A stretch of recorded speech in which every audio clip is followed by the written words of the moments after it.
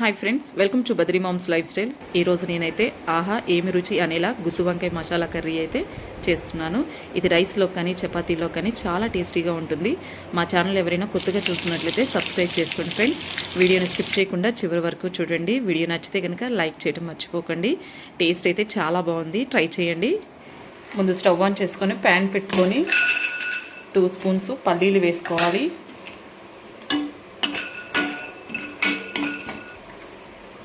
Next 1 spoon ధనియాలు వేసుకోవాలి. ఇవి సిమ్లో పెట్టుకొని ఫ్రై చేసుకోవాలి, అప్పుడు బాగా ఫ్రై అవుతాయి. 1/2 స్పూను జీలకర్ర, చెక్క వేసుకోవాలి, 2 యాలకులు, 4 లవంగాలు కూడా వేసుకొని ఇవి ఫ్రై చేసుకోవాలి.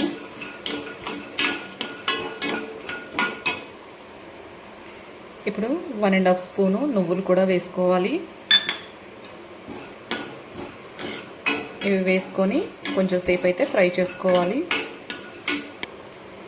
ఇప్పుడు ఒక 1/2 స్పూను గసగసాలు కూడా వేసుకోవాలి.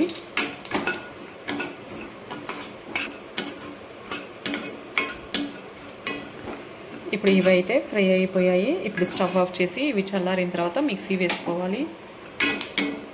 ఒక 2 మినిట్స్ ఇలా వదిలేస్తే చల్లారుతాయి. ఈ చల్లారి వాటిని ఇప్పుడు మిక్సీలో వేసుకొని మెత్తగా పౌడర్ చేసుకోవాలి.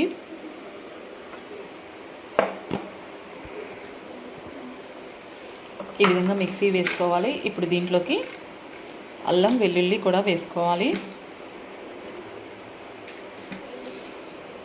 ఉల్లిగడ్డ కూడా వేసుకోవాలి. నేనైతే ఒక ఉల్లిపాయ అయితే వేస్తున్నాను.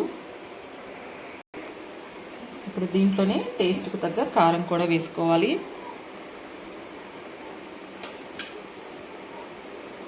ఒక స్పూన్ అయితే కారం వేస్తున్నాను. టేస్ట్కు తగ్గ సాల్ట్ కూడా వేసుకోవాలి. పసుపు కూడా వేసుకోవాలి. ఇప్పుడు మూత పెట్టుకొని దీన్ని అయితే మెత్తగా మిక్సీ వేసుకోవాలి. ఈ విధంగా మిక్సీ వేసుకోవాలి. ఇలా మిక్సీ వేసుకున్న దాన్ని ఇప్పుడు వంకాయల్లోకి అయితే స్టఫ్ చేసుకుందాము. వాటర్ తీసుకొని దీంట్లోకి అయితే కొంచెం సాల్ట్ అన్నది యాడ్ చేసుకోవాలి. ఇప్పుడు వంకాయల్ని కట్ చేసుకొని సాల్ట్ వాటర్లో వేసుకోవాలి. వంకాయలు కట్ చేసేటప్పుడు లోపల పుచ్చు ఏమైనా ఉందో చూసుకోవాలి. గుత్తి వంకాయ చేసేటప్పుడు ఇలా సన్నగా ఉన్నాయి కనుక చేస్తే చాలా టేస్టీగా కూడా ఉంటుంది.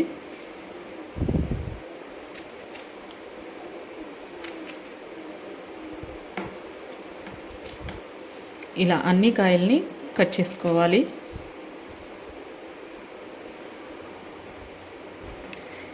ఇప్పుడైతే ఆల్రెడీ ప్రిపేర్ చేసుకున్న ఈ మసాలానంతటిని వంకాయల్లోకి స్టఫ్ చేసుకోవాలి.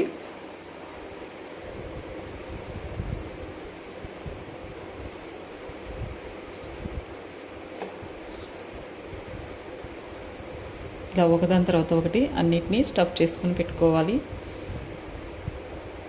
ఈ విధంగా వంకాయల్లోకి మసాలానంతా స్టఫ్ చేసుకోవాలి. ఇప్పుడు స్టవ్ ఆన్ చేసుకొని ప్యాన్ పెట్టుకొని ఆయిల్ హీట్ ఎక్కగానే ముందైతే వంకాయల్ని దీంట్లో వేసుకోవాలి.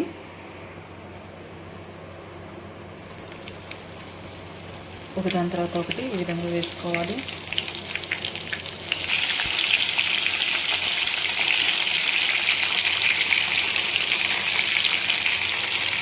ఇప్పుడు మూత పెట్టేసుకొని వంకాయలని అయితే ఒక 5 మినిట్స్ మగ్గనివ్వాలి.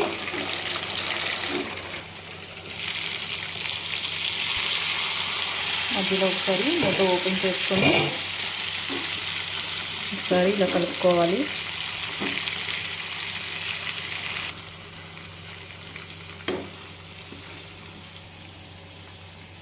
ఇప్పుడు మూత పెట్టేసి అయితే మగ్గనివ్వాలి. ఇప్పుడు మూత ఓపెన్ చేసి ఇదంతా ఒకసారి కలుపుకోవాలి.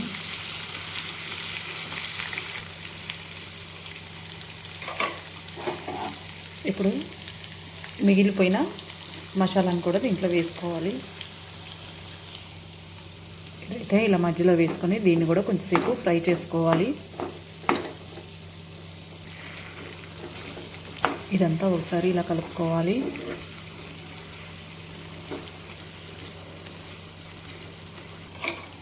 ఇప్పుడు మూత పెట్టేసుకొని ఒక 5 మినిట్స్ అయితే ఈ మసాలాలో మగ్గనివ్వాలి.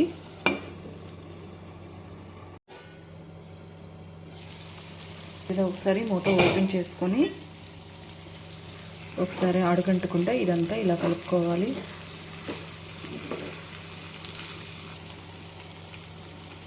ఇప్పుడు దీంట్లోకి అయితే మిక్సీ జార్లోని వాటర్ అయితే దీంట్లో యాడ్ చేసుకోవాలి.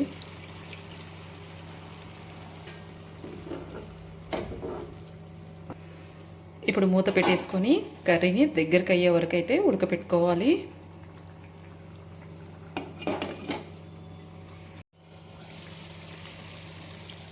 మధ్యలో ఒకసారి మూత ఓపెన్ చేసుకొని కర్రీ అంతా ఒకసారి అడుగంటకుండా కలుపుకోవాలి.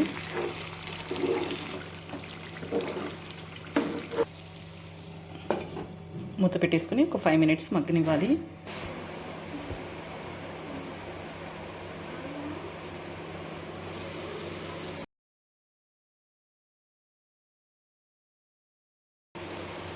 ఫైనల్గా కర్రీ అయితే కంప్లీట్ అయిపోయింది. ఇప్పుడు లాస్ట్గా కొత్తిమీర చల్లుకొని సర్వింగ్ బౌల్లోకి తీసుకోవటమే.